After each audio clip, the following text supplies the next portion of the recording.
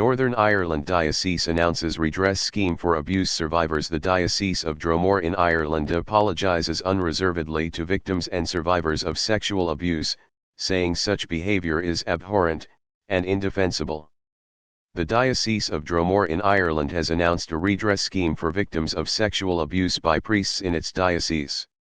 In a statement, the diocese said it was committed to doing what it can to help bring healing to the survivors of clerical sexual abuse.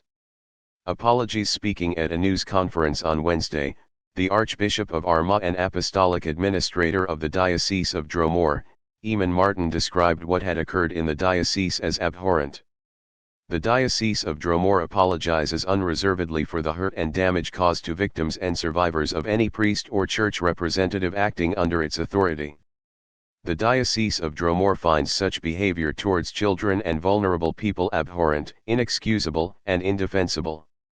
Supporting survivors, Archbishop Martin said that having met with a number of survivors, and having examined the various existing legal claims against the diocese, he wished to facilitate a resolution process to enable the provision of financial and other supports for survivors without undue further delay. The Archbishop also underlined that the diocese was willing to commit whatever resources it has available for the purpose of redress to this scheme, even if that should exhaust those resources.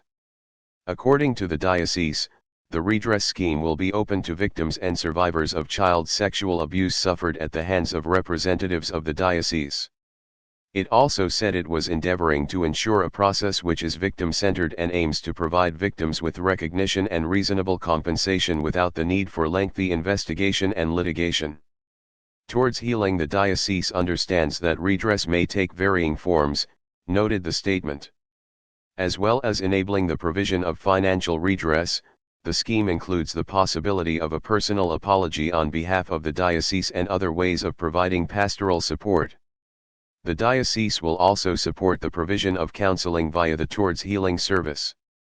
The statement went on to say that the scheme will respond to applications where there are allegations of sexual abuse, including sexual grooming, which may or may not have been accompanied by physical and/or emotional abuse, and which occurred when the applicant was under the age of 18. All applications will be assessed by an independent panel, appointed via an independent process managed by a third-party organization.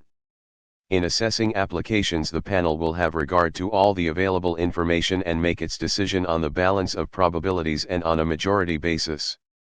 The process will fall outside the civil litigation process and be comparable to a mediation. It is anticipated that the process will be informal in nature but is intended to be binding on the parties should a resolution be agreed. Commitment Outreach. Archbishop Eamon Martin said he is committed to continuing his ongoing pastoral outreach to survivors, making himself available to meet with those victims who wish to share their story with him and to consider with him other ways in which their pain can be acknowledged and by which their healing can be assisted. About 70 people have come forward in the past 35 years to make allegations of abuse related to the diocese.